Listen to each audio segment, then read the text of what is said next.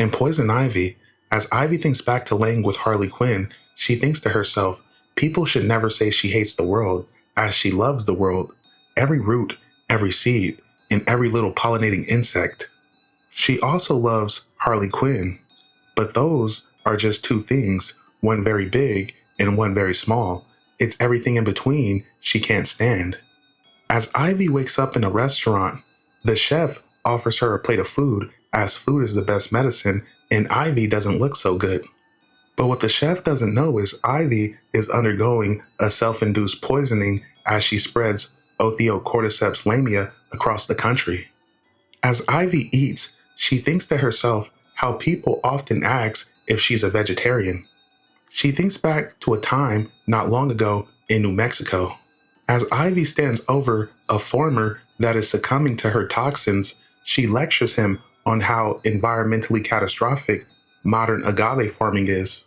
She goes on to state those plants are pollinated by little long-nosed bats. Making agave syrup for rich vegans requires killing thousands of mature agave plants at a time. She orders her plants to attack, and as her plants impale and badly mutilate the farmer, she goes on to state that without flowering plants, those long-nosed bats die off and the ecosystem loses a crucial pollinator. So Ivy is not a vegetarian. In fact, some might even call her a carnivore. But as Ivy sits in a restaurant, she's approached by a strange woman named Jenny who claims to be a starving poet. Ivy shares her food with Jenny, and the two proceed to have a conversation about both of their professions.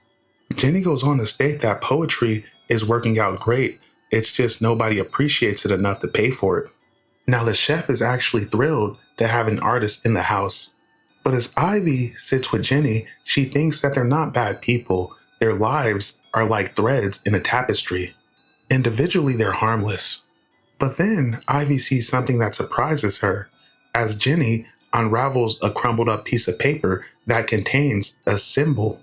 Now this is the symbol of an ancestral tree, and Ivy has actually seen this symbol in the realm of the Green Man. But as Jenny asks Ivy if she's okay, Ivy tells her she's just dehydrated. Ivy spreads her spores to as many targets as she can around her, as this is the perfect environment to seed new life. Back at the truck stop, Ivy activated the lamia spores immediately, but now she tells them to wait. Wait for the people to disperse across the country, taking dozens of lamia spores to towns across the nation. Ivy thinks to herself she's giving them a much kinder, much gentler death than what's inevitably in store for them. Ivy thinks to herself that wildfire season is growing more and more intense every year, and very soon it will be impossible to stop. She has less than 20 years to save this planet, and unfortunately, that involves the extermination of the human race. The chef offers Ivy some more coffee and some sweets, as Ivy has a very kind face, but Ivy thinks to herself that he has no idea that he's already infected. He'll leave this place of work and spread the infection even further. But as Ivy sits in a diner, something unexpected happens. The police bust inside, and they order Ivy and Jenny to put their hands up. Now Ivy is like, what the fuck? I thought you were just a poet. Jenny states she is a poet, but she also engaged in some shady wire transfers, that type of thing. Ivy thinks to herself she can't be sure everyone in the dining room was infected. But to be honest, she's kind of glad, as her sentimental side is getting the better of her. Ivy tells Jenny to start moving towards the exit as she deals with the police. The lamia spores are so fine they're nearly invisible, and Ivy chases them with a small dose of pheromone. The cops fall head over heels for Ivy, and in no time, they're coughing up blood.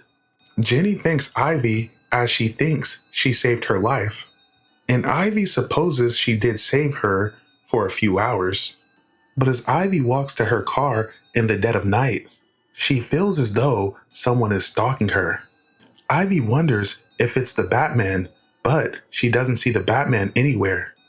What she does see, however, is the same rune that Jenny drew in the diner, and she wonders Who could have possibly been looking over her shoulder when Jenny drew that?